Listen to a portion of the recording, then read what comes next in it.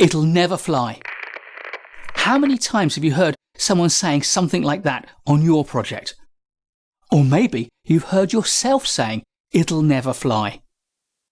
In this video, I want to explore what it means and what that expression tells us and teaches us as project managers.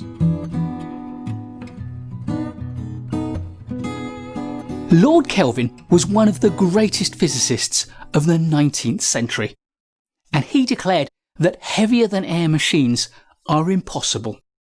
However, absence of evidence is not the same as evidence of absence, and it's just as well that the Wright brothers hadn't heard him say that, or maybe they'd never have had the courage to try and to succeed in heavier than air flight.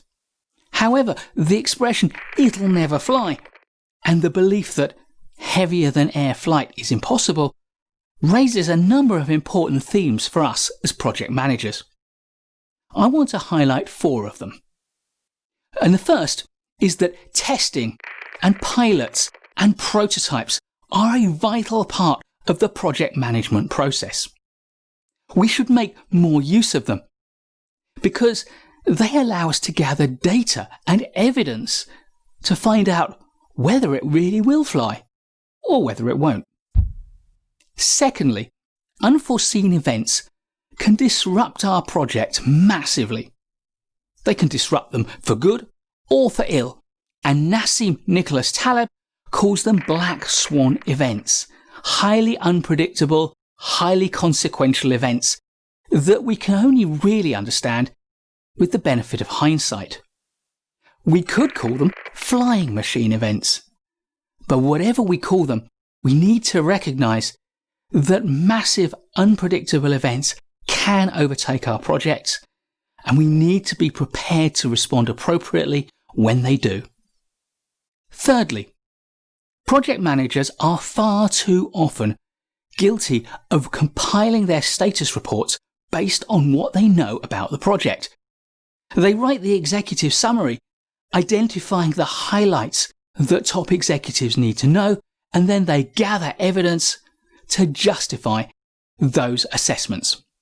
What this leads to is the very real risk of confirmation bias. You find the evidence that confirms what you believe to be true, and you neglect evidence that points in another direction. A far better way to compile a status report is to put aside everything you think you know, to gather the raw evidence, examine that data and draw conclusions from that. Often that leads you to recognise underlying patterns that you might not otherwise have been aware of. And finally, assumptions can be fatal. We think we know something, and we become complacent in our knowledge. It always pays to check afresh. More than that, I'd say as a project manager, it's your duty to check.